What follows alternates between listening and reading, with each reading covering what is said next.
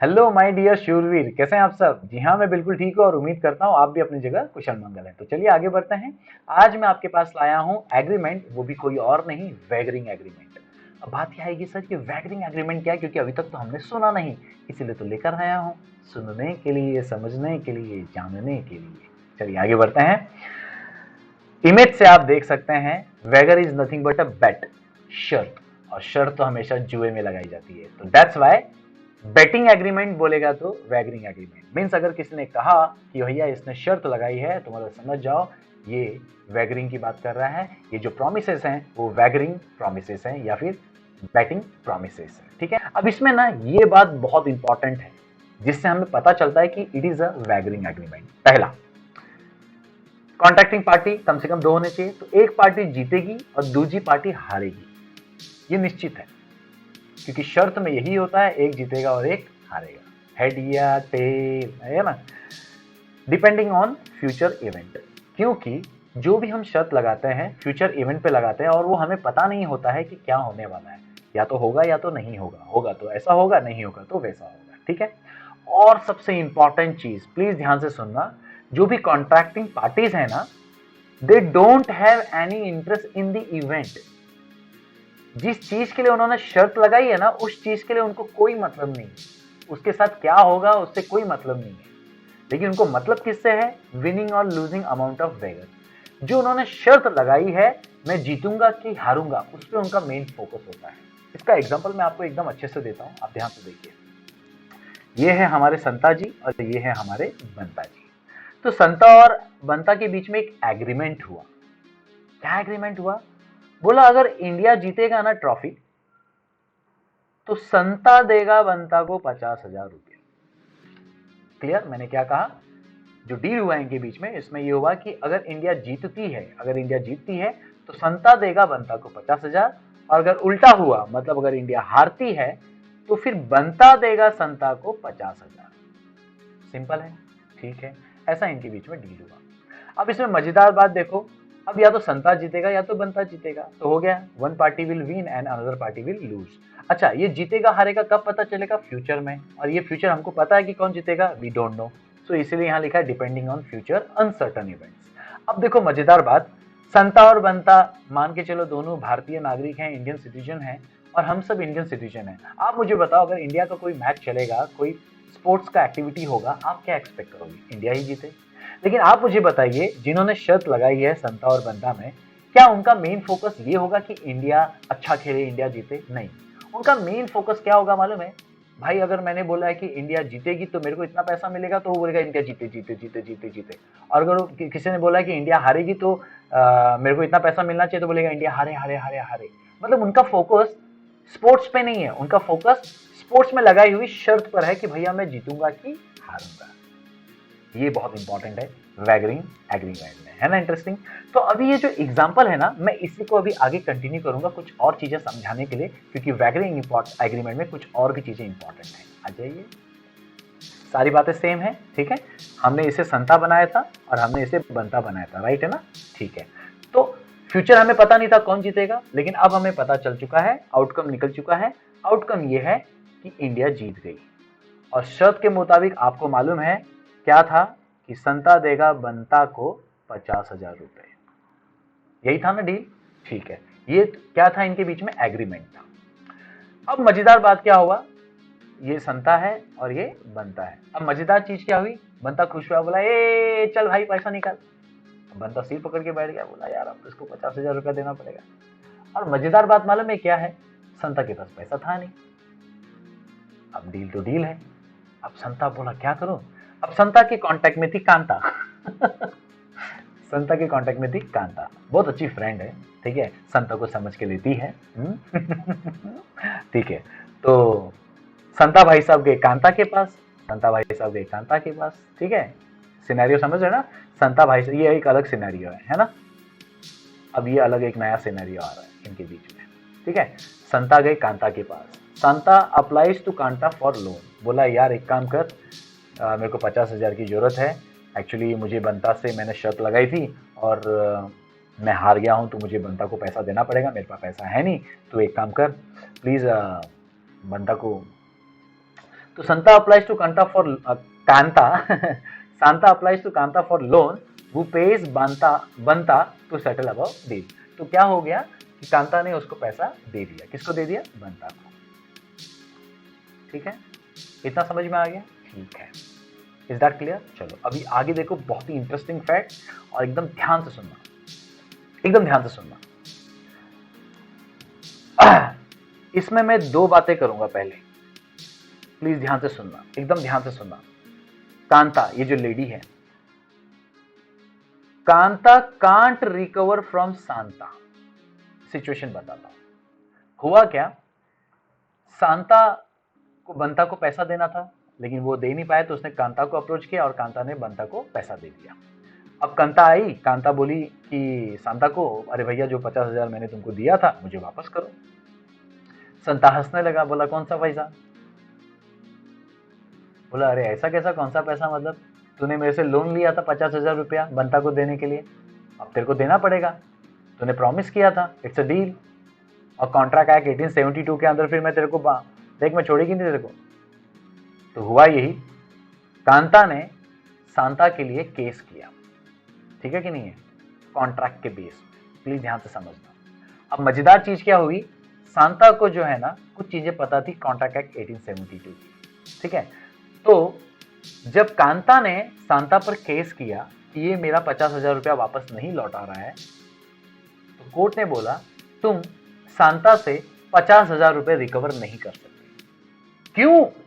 कांता को शॉक लगा, बोला ऐसा कैसा, मेरा पैसा तो डूब गया साहब, मैंने गलती की साहब, मेरे को उसने पैसा मांगा मैंने दे दिया उसको, अभी उसका पैसा मैंने दिया तो फिर देना पड़ेगा ना उसको पैसा, लाइबिलिटी है ना सर, ऐसा कैसा आप बोल रहे हो आप? नहीं सर ये तो गलत बात है।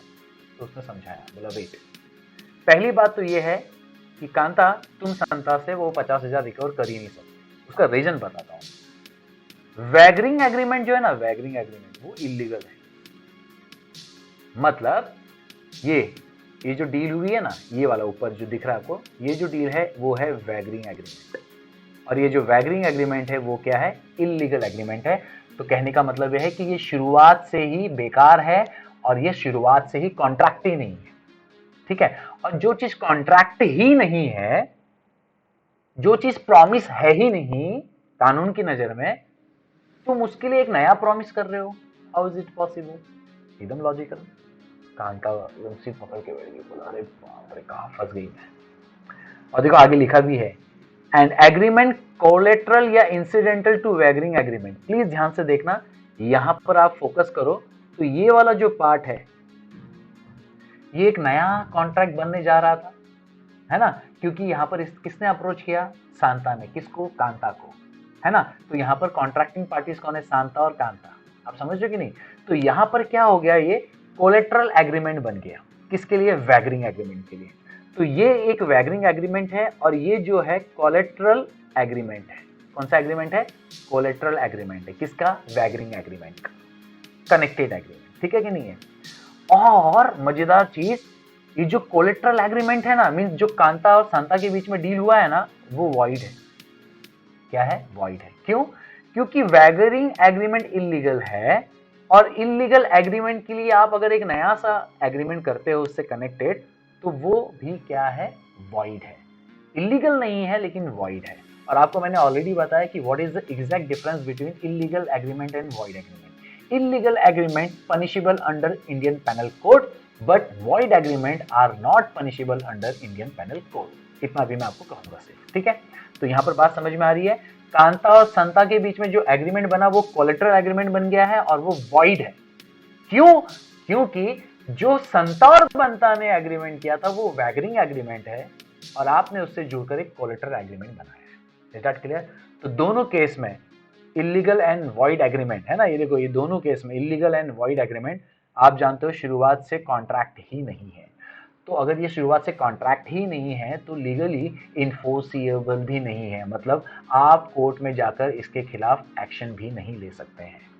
सिंपल सी बात, समझ में आ गई? कांता सिर पकड़ के बैठ गई, बोला अरे बाप रे। अच्छा, ये जो कंसेप्ट मैंने आपको बताया, ये महाराष्ट्र और गुजरात में एप्लीकेबल है। क्या? कि वैगरिंग कॉन्ट्रैक्ट क्या है? इलीगल एग्रीमेंट है, और उससे कनेक्टेड जो एग्रीमेंट है वो वॉइड एग्रीमेंट है। लेकिन rest of the India, rest of the India please ध्यान से समझना, लेकिन रेस्ट ऑफ द इंडिया क्या है? वैगरिंग एग्रीमेंट जो है वॉइड है। वैगरिंग एग्रीमेंट क्या है? वॉइड है। और जो कनेक्टेड एग्रीमेंट है वैगरिंग के वो वैलिड है। वो क्या है? वैलिड है। ठीक है, सिर्फ महाराष्ट्र और गुजरात में बोला गया है कि वैगरिंग एग्रीमेंट इलीगल है, और इलीगल एग्रीमेंट होने की वजह से इससे कनेक्टेड जो भी एग्रीमेंट होंगे वो वॉइड होंगे। कहां बोला गया है? महाराष्ट्र और गुजरात में। तो इसी कारण से कांता जो है रिकवर नहीं कर पा रही है। लेकिन महाराष्ट्र और गुजरात के अलावा ऑल ओवर इंडिया में कहां पर? महाराष्ट्र और गुजरात के अलावा बाकी सारी जगहों पर वैगरिंग कॉन्ट्रैक्ट क्या इलीगल नहीं बल्कि क्या है? वॉइड है। वॉइड का मतलब क्या होता है? वो शुरुआत से कॉन्ट्रैक्ट नहीं है, लेकिन इलीगल नहीं है। इलीगल का मतलब आपको मैंने बता दिया है, वॉइड है। ठीक है, और इससे जो कनेक्टेड एग्रीमेंट बनेगा, अब इससे कनेक्टेड एग्रीमेंट आपको मालूम है सांता और कांता के बीच में हुआ है, वो वैलिड है। ठीक है, कहने का मतलब अगर कनेक्टेड एग्रीमेंट वैलिड है तो मतलब कांता गई ना केस करने के लिए सांता को, तो वही तो कोलेटरल एग्रीमेंट है, और उस बेस पर कांता क्या कर सकती है? सांता से रिकवर कर सकती है अपना पैसा। तो एक सिंपल सी बात बोलो, सबसे पहली बात, अगर कभी भी वैगरिंग एग्रीमेंट आपको दिखता है तो उससे कनेक्टेड एग्रीमेंट आप मत ही करो, वो अच्छा है। अगर करना ही चाहते हो तो फिर आप देखना मैं इंडिया में कहां खड़ा हूं। अगर मैं इंडिया में महाराष्ट्र या गुजरात में खड़ा हूं तो भैया समझ लेना ये क्या है? वॉइड एग्रीमेंट है। कौन सा? Collateral agreement. समझ में आ रहा कि नहीं आ रहा? और अगर इंडिया और गुजरात के अलावा, महाराष्ट्र और गुजरात के अलावा कहीं खड़े हो तो भैया आप समझ लेना कर सकता हूं मैं कोलेटरल एग्रीमेंट और मेरे को उसका पैसा मिलेगा। बट दोनों केस में चाहे आप महाराष्ट्र में बैठो या गुजरात में बैठो या फिर ऑल ओवर इंडिया कहीं भी बैठो, दोनों केस में आपने नोटिस किया होगा वैगरिंग कॉन्ट्रैक्ट क्या है? कहीं पर इलीगल है, कहीं पर वॉइड है। और इलीगल और वॉइड का मतलब आपको पता है, दोनों केसेस में वो शुरुआत से कॉन्ट्रैक्ट ही नहीं है। मतलब संता और बंता के बीच में जो डील हुआ है वो वैगरिंग एग्रीमेंट है, और वो वैगरिंग एग्रीमेंट महाराष्ट्र और गुजरात में क्या है?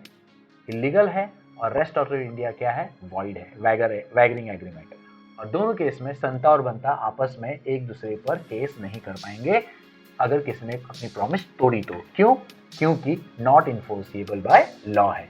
So I believe you understood very well. वो पॉइंट मैंने यहां पर लिखा है। ठीक है, तो चलो बहुत लंबी चर्चा हो गई, लेकिन सब्र का फल मीठा होता है। फटक से नटशेल देखेंगे तो आपको सब चीज कवर हो जाएगा। So what is wagering agreement? One party will win and another party will lose on the basis of future that called uncertain event। और इसमें इंटरेस्टिंग फैक्ट क्या है? महाराष्ट्र और गुजरात में वैगरिंग एग्रीमेंट क्या है? इलीगल है, लेकिन rest of the India wagering agreement क्या है? वॉइड है। और इलीगल और वॉइड एग्रीमेंट दोनों केस में, इलीगल और वॉइड एग्रीमेंट दोनों केस में कोई भी पार्टी एक दूसरे पर केस नहीं कर सकती है। लेकिन अगर वैगरिंग एग्रीमेंट से कनेक्टेड कोई एग्रीमेंट है, दैट इज कॉल्ड कोलेटरल और इंसिडेंटल टू वैगरिंग एग्रीमेंट, तो महाराष्ट्र और गुजरात में वो क्या है? वॉइड है, लेकिन रेस्ट ऑफ द इंडिया वो क्या है? वैलिड है। मतलब यहां पर रिकवर नहीं कर पाओगे, लेकिन यहां पर रिकवर कर पाओगे। आई होप आपको समझ में आया। ठीक है, तो चलिए मिलते हैं अगली बार। तब तक के लिए हौसले बुलंद, कामयाबी तुरंत, because attitude matters but positive. Thank you.